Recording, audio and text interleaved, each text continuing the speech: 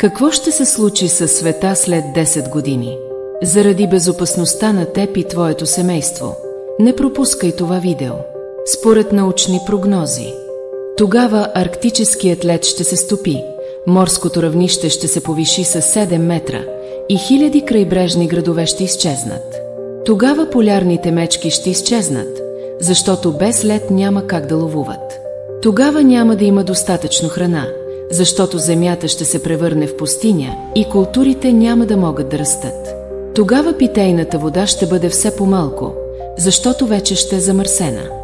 Не си мисли, че това е далеч от теб. Не виждаш ли, че горските пожари в България, Гърция, Турция стават все по-чести и по-опустошителни? Не виждаш ли, че бурите, градушките и екстремните климатични явления в България зачестяват? Светът не спира да призовава към опазване на природата, но поради човешката алчност. Темпото на унищожение на земята не може да бъде спряно. Всичко това изпълнява пророчеството на Господ Исус. Защото тогава ще има голяма скръб, не бивала от началото на света до сега, и каквато не ще има. Но как можем да оцелеем в голямата скръб? Господ вече е приготвил спасението за нас, които с Божията сила сте върдени чрез вяра за спасение, готово да се открие в последно време.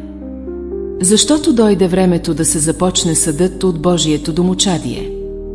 Господ ще се завърне с делото на съд и очистване, за да ни спаси от греха и да ни въведе в царството. Ако приемем завръщането му, бъдем очистени и усъвършенствани чрез неговите думи. Независимо колко големи са бедствията, няма да погинем, а след края им ще влезем в Божието царство. Днес не е случайно, че виждаш това видео. Бог иска да те спаси от страданието на бедствията. Ако желаеш да приемеш Божието спасение, кликни върху линка в профила и се включи безплатно в нашата онлайн група. Доктор по богословие ще сподели с теб Божието Слово и ще ти помогне да посрещнеш завръщането на Господа и да оцелееш заедно с семейството си в идващите бедствия.